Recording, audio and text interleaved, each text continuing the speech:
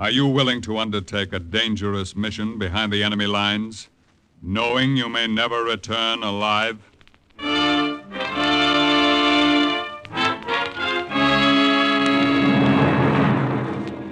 What you have just heard is the question asked during the war to agents of the OSS, ordinary citizens, who to this question answered, yes.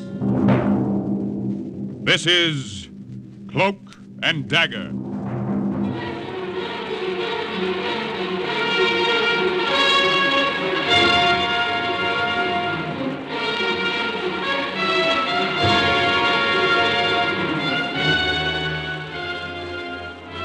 Black warfare, espionage, international intrigue. These are the weapons of the OSS. In today's adventure, The Secret Box, concerning an American agent who was sent into a Japanese-infested jungle to take back a prisoner. The role of John Marco, the OSS agent, is played by comedy star Jerry Lester.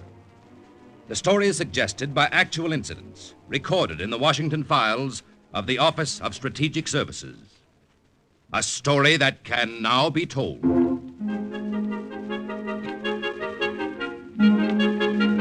I always carried this little box around with me. I never knew when it might come in handy. It was about as big as a small lunchbox, and, well, to begin at the beginning,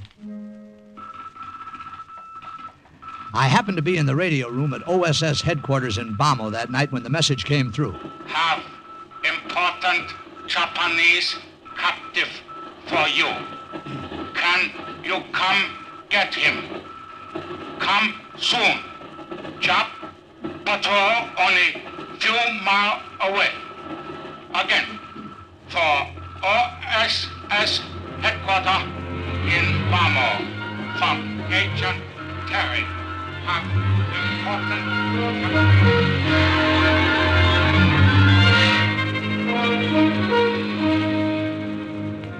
So that's how Harry Stevens and I happened to be in an AT-18 flying over Agent Terry's position about 86 miles behind enemy lines in Burma.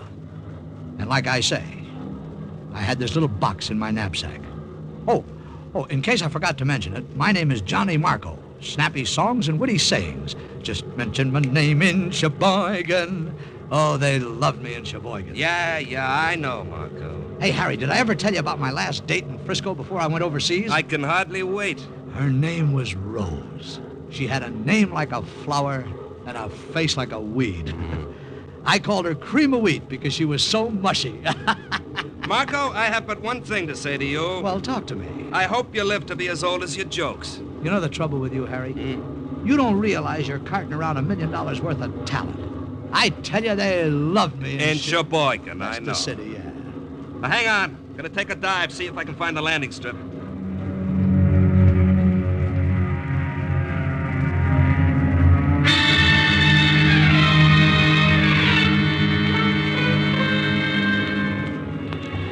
We had figured our checkpoints carefully. But when we reached our rendezvous, all we could see was a rough field with a Buddhist pagoda at the far end. Nothing else. No landing strip, no markers, no one waiting downstairs. Just a rough field covered with brush. We knew something must have gone wrong. I don't get it, Marco. Well, the Japs probably closed in and they're afraid to come out of hiding. Oh, great. Live Jap prisoners aren't dropped in our laps every day. Hey, Harry. Huh? Who is this Agent Terry, anyway? Oh, missionary. He's been working with a tribe of Anglo-Burmese for years. Colonel says he's already radioed back a lot of information on enemy positions. This is the first prisoner he's ever taken. What a rotten break. Well, look, circle around again. Maybe we'll see something.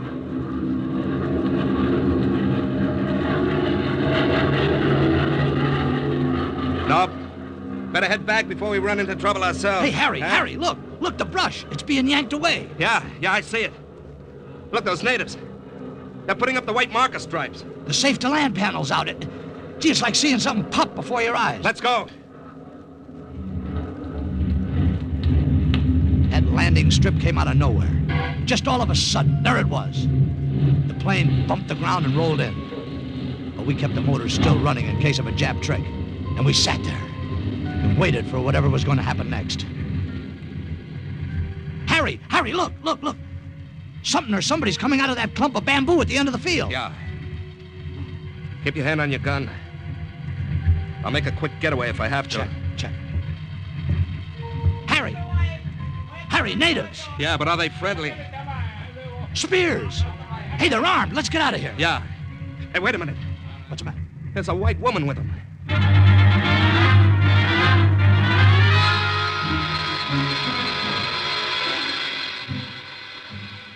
I am Mrs. Terry, gentlemen. One would never suspect I was an agent who had won. Well, what's the angle? I mean, well, I beg your pardon, Oh, ma'am. it's very simple, really. My husband, the late Reverend Oscar Terry, a God-fearing man, went to his rest a few months ago. You mean, ma'am, that you're the agent who's been sending all that information to OSS headquarters in Bommel? Naturally. This is Lin Tao. I suppose you'd call him my right-hand man. Say, how'd you do, Lin? How you do? Hi. Lin, incidentally, sent the radio message. He does so enjoy tinkering with mechanical devices. I showed him how to use it. Unfortunately, however, my husband, the late Reverend Oscar Terry, a God-fearing man, was the only one of us who knew how to take it apart and put it together again. Lin, Yes, Miss Terry. that radio, you have it? Have it here. Excellent. Captain, would you either have this replaced in Bommel with new parts or have a new radio dropped over to us? Why, sure, Mrs. Terry. I'll see what can be done for you. Oh, thank you so much. Oh, fancy. I almost forgot. We have a Japanese prisoner for you. There were about a half a dozen natives a short distance away standing around the cart. In it, they had a Jap officer with his hands and feet tied. They dragged him over. Get down. Get out of cart. Down. Get down. He was a surly character. Maybe I would be under the same circumstances. Anyway, he didn't say a word, just glared at us from under the bloody bandage around his head. Here is your guest, gentlemen. Colonel Sawaka, the Japanese High Command. He resisted arrest rather strenuously, so it was impossible to avoid banging him around a bit. Well, goodbye now, and good luck, and do give my regards to your colonel. We loaded Colonel Sawaka into the small plane.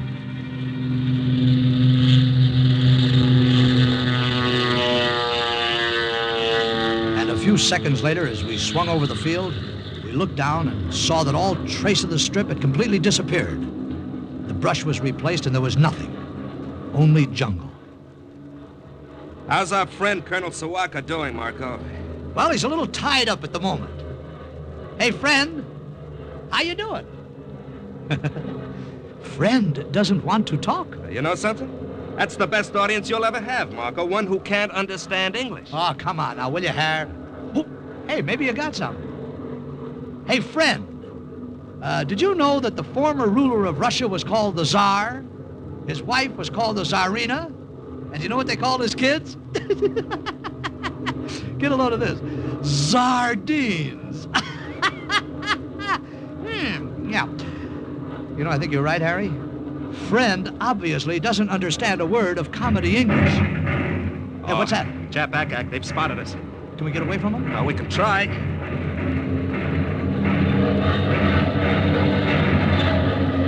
That's climbing, Harry. Gee, 1,000 feet in about a half a minute. It's no good. Can't get out of range this way. Well, what do we do? I'll level off and head for home. I can't get away from him by just climbing. You did it. We're out of range now. I think. You spoke too fast. Trouble? Flak must have hit one of the engines. It's knocked out. Oh, fine. Well, it could have been worse. I can get us back on one.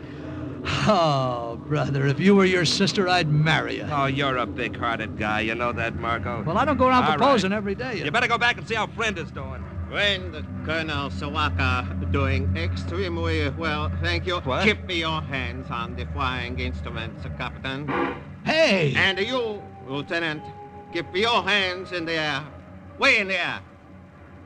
I thank you. Oh, you dirty dogface, you spoke English all the time. Enough to tell you that if you do not do as you are told, I put the bullet through your head.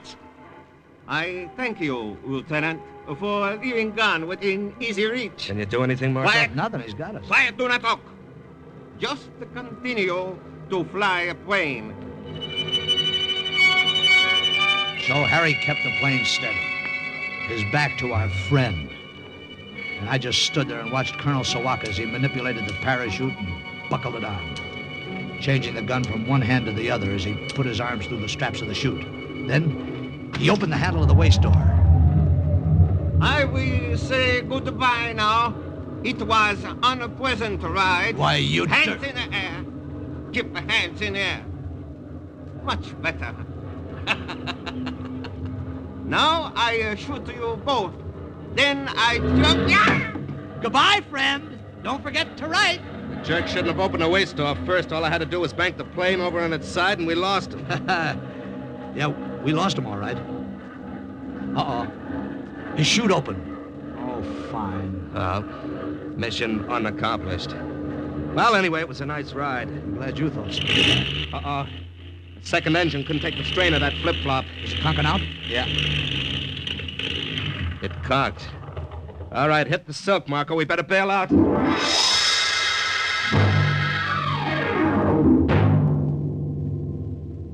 I made it okay. Rolled over a couple of times when I landed and pulled the chute down. But it was another story with Harry. As he bailed out, his slipstream caught him, flung him back against the horizontal stabilizer and cut a gash in his head. Miraculously, his chute opened, and he drifted into the green jungle and landed upside down in the top of a tall mahogany tree. Harry! Harry, are you all right? Can you talk? Marco, the shroud line of the chute, they're tangled. Can't get out. My head, I cut it. Yeah, I see. Marco, get me down. Yeah, easy, boy, now. I'll do something. Something? But what? I tried to climb the tree to reach him, but it was no use. The trunk was bare, smooth, and I kept slipping back. It was as if the two of us were in the middle of a nightmare. Harry! Harry, can you hear me? Yeah. I can't climb that lousy tree. It's too slippery. There's nothing for me to hold on. Marco, it's no use. Well, what do you mean it's no If use? you waste time standing there, you'll be caught. There are Japs all around. You know that as well as I do. Harry, will you listen to me? Now you listen to me. Get away now, will you? They may have seen the plane. Oh, shut up. Now, will you shut up? Get out or we're both dead ducks. I know I am, anyway. Just do one thing. Marco? Yeah? Don't leave me here to starve or fall into Jap hands. Maybe you can make it back alone. You're nuts. Now, I couldn't do that. Just don't leave me to starve, Marco, please. Please, huh? Shoot me first. Through the head, Marco. Please. I knew he was right. I couldn't leave him. Please, Marco. Not that way. And I couldn't stay. Marco! Well, I took the .45 from the holster at my belt. When I heard the dry click of the hammer being drawn back, I broke out in a sweat. My hands started to get wet, too. Marco! I counted 1, 2... Well, Lieutenant. What? From the looks of it, we're right in time.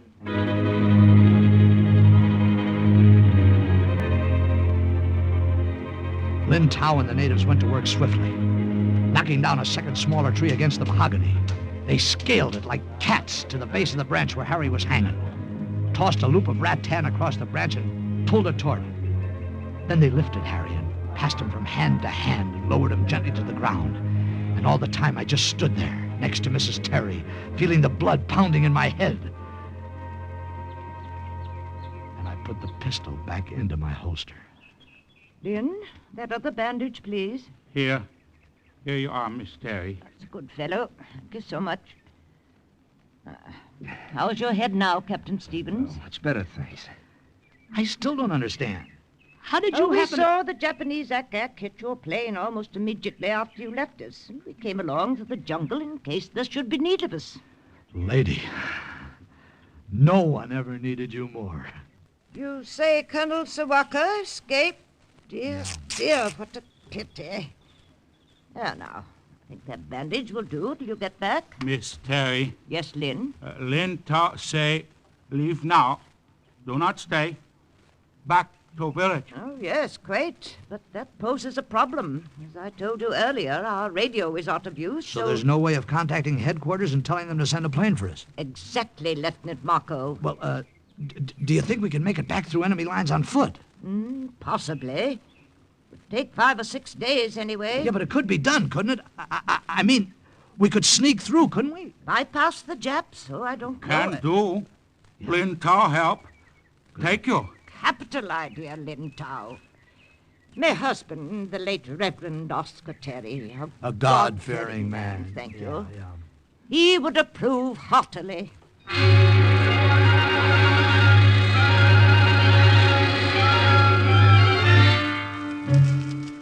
Lin Tao knew plenty of shortcuts, and we followed him, skirting Jap patrols all the way. There was something uncanny about the way he led us over miles of jungles. We kept our packs light because we had a pretty long hike ahead. But just the same, I kept that little box with me. I never knew when it might come in handy. Then we came to a small stream. Must go through stream here. Take off shoe. Well, wait a minute, Lin. Why bother? We'll be wading through a lot of water, and why take our shoes off and on? What? Do as Lin say. If shoe get wet, feet wet all time. Many sore come on feet. Will not be easy for you to walk much distance to Bamo. We crossed several more brooks, and we kept taking our shoes off and on and off. The jungle along the banks grew thinner, and so did we. The sun beat down harder. The water washed sand up around our knees. The shoes off and on and off. We'd splash and then stumble, and then start walking again. A couple of days of this, we were pretty beat. Except for Iron Man Lin. Feel good. Lin, the sun, I'll have to hold up a while. We'll rest here, near stream. Hey, this is an ideal spot for a picnic. 50 million insects can't be wrong. Got you first, you little foreigner. Hey, Marco, got any water left? My canteen's dry. Yeah, sure, here. It's all you got? It's okay. Go ahead, drink it. Lin, this all the water we got? When Tao say, do not worry. Watch. I will show what to do so you know. Hey, wait a minute. What are you digging a hole in the sand? Watch. First, dig small hole in sand near stream. Place leaf in bottom, like this. Now when water come through sand and leaf, it not be muddy. Can drink. Hey, that's the greatest. The leaves act like a filter, you mean? Water is clear. Drink it with your hand. Will not hurt you now. This Lin Tao had a dozen cute little tricks like that. He'd have been a riot in vaudeville. Well, the next morning we were back on the trail, pushing our way through sharp blades of grass. And all of a sudden we heard the tinkle of an iron bell. Hey, Lin, what's that? Escape book, elephant coming. Dangerous. Villager in jungle put iron bell around neck to warn. Dangerous. Guns, we've got guns. Let's shoot at them from three No, sides. no, do not shoot. If Yeah, but bullets not go too high, it only make the elephant much angry. Do not shoot. Still. The size of them. Look at the size of them. It's like being charged at by a 6-story building. Still. Do not shoot yet. Only if we must. Whew. Passed right by us. Yeah, maybe he didn't think we were worth noticing. You know something, Harry? One thing I can't figure out about an elephant. With a tail at both ends, how does he know which end to sit on? Oh, funny man. Come on, let's make time. Lin Tao did our seeing and our thinking for us. He did everything but walk for us, and we got sort of used to leaning on him. Nothing could happen to Iron Man Lin. Only it did. Oh! Lin! Harry, he's dead. That knife went right in his back. Where'd it come from? They came out of the jungle. At least 50 of them, half-naked savages carrying long stalks of bamboo that had been sharpened to deadly points. Their leader was a giant. Must have been about 6'7". He held up his hand, and the sudden silence scared us more than the noise. One, Dunley. What did he say? Did you understand him, Harry? Look. Friends. Friends, savvy friends. No. No friend. Quan Dunley. White devils. White devils. That was us. They slashed off pieces of the vine ropes around the tree and twisted them about us so we could just move our legs. Then they pushed us ahead of them, through the gray daylight of the jungle, through the dim passages of winding lianas, the climbing tropical plants. And above us, stray birds shot color through the overhanging trees.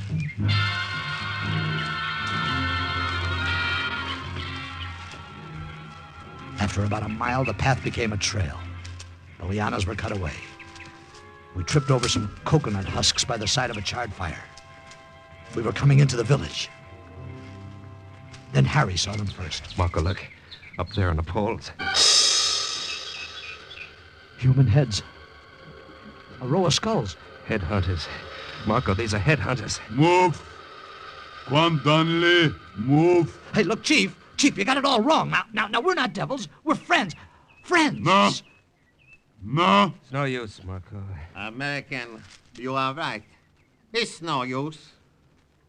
Colonel Sawaka. I am a great friend of these headhunters, for I warned them of your coming. Told them you are Quan Dunley, white devils who come to bring a plague and a pestilence to them. You filthy It's no rat. use. Chief, put the devils away. Teng. Quan Dunley, Tal. Basha. They untied us and threw us in a straw-thatched hut they called a basha. Through the makeshift door, we could see the skulls on the poles. An endless row of them under the hot sun. And up the poles streamed columns of jungle ants, giving them an ancient burial. Looks like the end of the line, Marco. Yeah. Hey, wait a minute, Harry. That chief speaks a little pidgin English. He understands a little.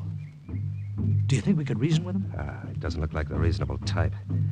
Besides, our friend, Colonel Sawaka, got to him first. The tribe's convinced we're dangerous. Yeah.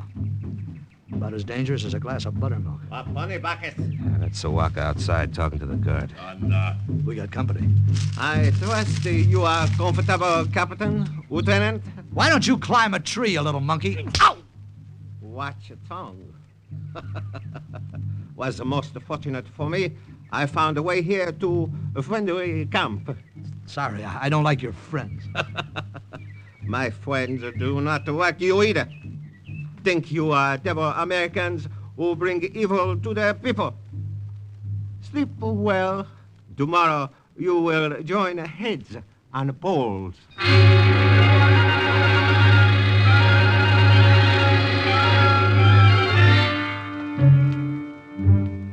In the morning, they brought us out.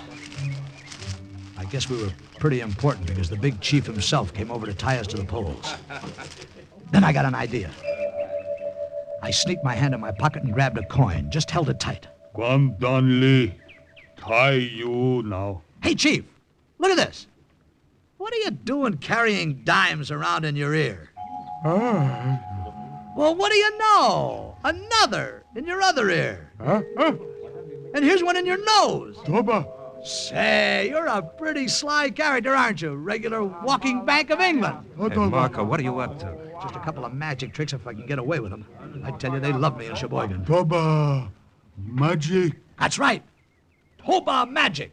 Toba. Now, if you get me that knapsack you grabbed from me, I'll do more. See? Toba. Knapsack. Bag from back. Savvy? Remember, we'll do Toba. Do not listen to Quan Dunley. Cut off a head. Now. Hey, Chief, now. look at this. Look at this. Now you see it. Now you don't. Presto. Coins disappear. Get knapsack or you'll disappear. Savvy? Gunsha prune by. Kuna.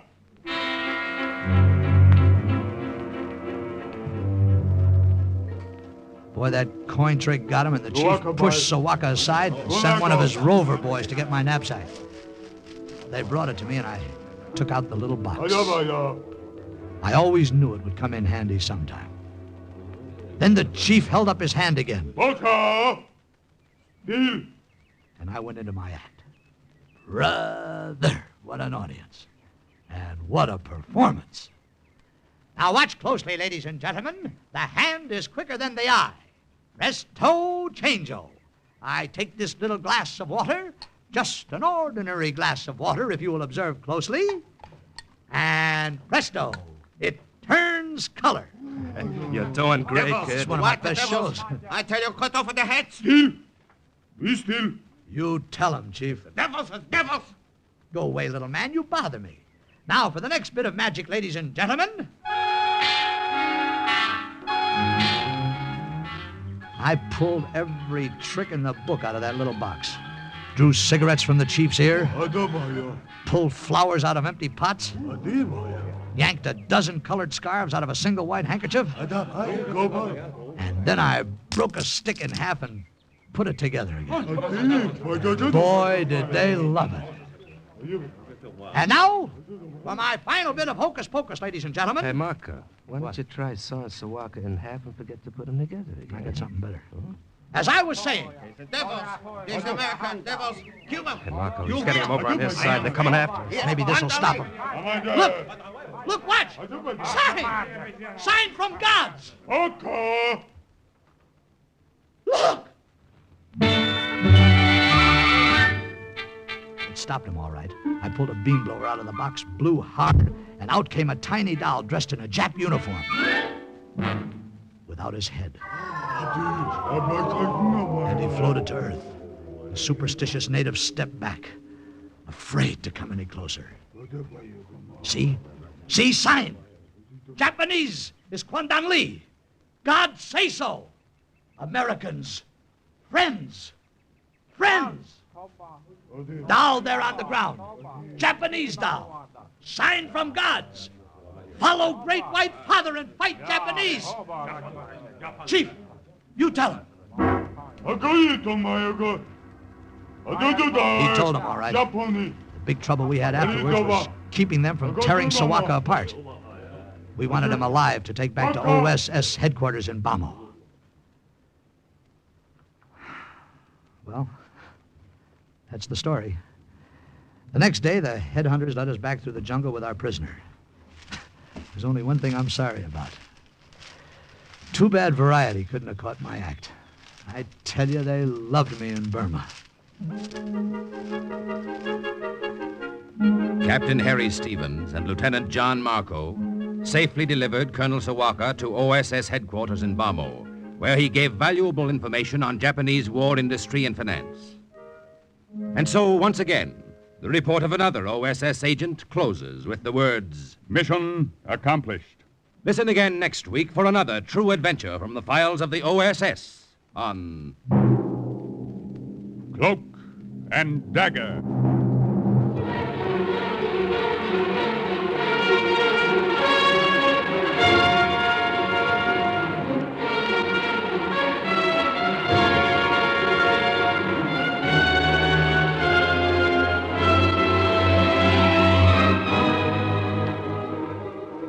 Starred in today's Cloak and Dagger adventure as Marco was Jerry Lester, with Larry Haynes as Harry, Colonel Sawaka, Daniel Acco, Mrs. Terry, Irene Hubbard, the Colonel Raymond Edward Johnson. Others were Carl Weber, Arnold Robertson, and Jerry Jarrett. The script was written by Winifred Wolfe and Jack Gordon. The music was under the direction of Murray Ross. Today's true OSS adventure was based on the book Cloak and Dagger by Corey Ford and Alastair MacBain. This has been a Louis G. Cowan production in association with Alfred Hollander, as was under the direction and supervision of Sherman Marks. Programs. Get your programs here. Mystery fans, there's an exciting evening waiting for you tonight on NBC. First, some listener will have a chance to win $1,000 for solving the case on $1,000 reward.